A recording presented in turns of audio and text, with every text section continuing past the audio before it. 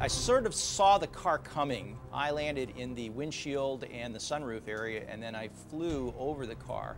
I got kicked 8 months out of school, and I got put in the hospital intensive care with cracked ribs, ruptured spleen. And everything that had hair, you know, I was allergic to. It was traumatic, I mean, really traumatic. The horse rears up and pins him against the fence, and his chest is crushed and he dies 2 weeks after graduation.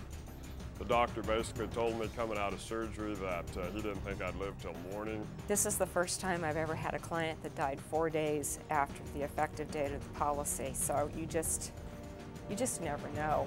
It is real life. Sure, accidents happen every day, but not to you, right? How many of these veterinarians used to say the same thing? We just don't think anything will happen to us. Dr. Larry Cohen is a New York veterinarian who learned that cars and bicycles don't mix. I was just about 30 and had just been married for less than a year. It was a weekend and I was out riding my bicycle and I was at an intersection and somebody ran the red light. I landed in the windshield and the sunroof area. I flew someplace between 30 and 40 feet behind the car, and I had a compound fracture of my right leg.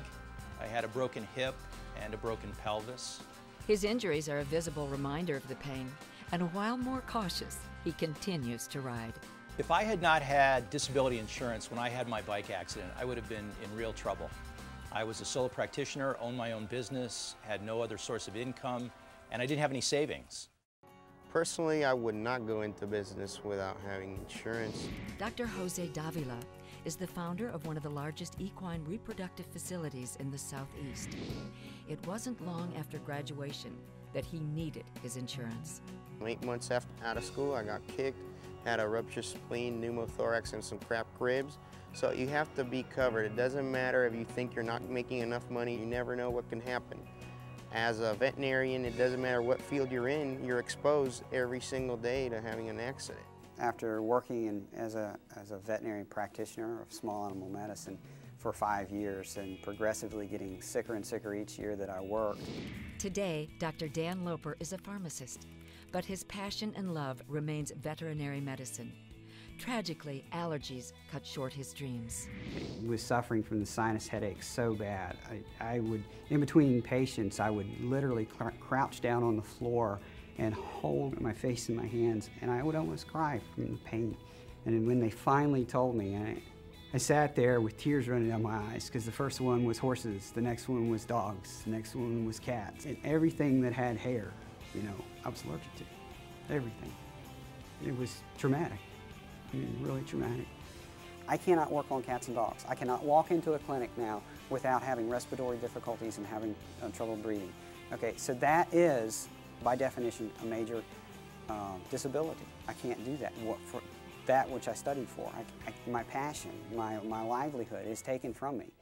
I was practicing as an intern with Dr. Jerry McAfee, and he had a whole bunch of lightweight cattle. As a young veterinarian, Dr. Mark Olson realized a single moment in time could have been his last. He had left the lariat rope there, and I rolled it up and threw it over my shoulders. The loose end of the rope got caught in the back sprocket of the motorcycle, and as I was going down the road, it was just spinning around my neck. Immediately, I knew that I was in serious trouble. The rope actually was cut by the sprocket and prevented that from just completely tearing my head probably completely off. But as a result of that injury, I had a permanent tracheostomy put in my throat that evening. The doctor basically told me coming out of surgery that he didn't think I'd live till morning. Just absolutely devastating to your future if you didn't have any insurance. Because I didn't wake up that morning planning to have this accident. I think people don't buy insurance early because of the same reason that we do a lot of things when we're younger. We just don't think anything will happen to us. Never once thought of insurance. I was never sick. Oh, insurance is terribly boring. It's words you don't understand. It's words that have no meaning. A lot of us were still under our parents' insurance, but we were thinking about that. And there were some that thought that they couldn't afford insurance. You think you're going to live forever? We think we're invincible.